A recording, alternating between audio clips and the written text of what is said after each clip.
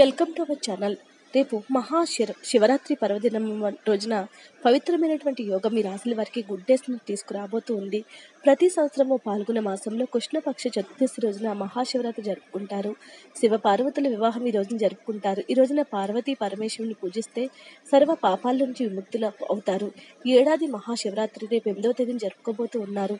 ఈ శుభదినాన్న కుంభరాశిలో సూర్యుడు శని శుక్రుడు కలయిక అరుదైన త్రిగ్రాహ యోగాన్ని ఏర్పరుస్తుంది. ఈ యొక్క యోగం వలన ఈ రెండు రాశుల వారికి శుభంగా ఉంటుందని ఆ రాశులేంటో ఇప్పుడు మనం తెలుసుకునే ప్రయత్నం చేద్దాం.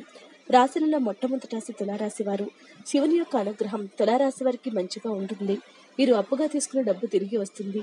వ్యాపారంలో కూడా మీరు గొప్ప ఒప్పందాలు చేస్తారు. మీరు పని చేసే చోట ఆఫీసులో ప్రమోషన్లు వచ్చే అవకాశం ఉంది.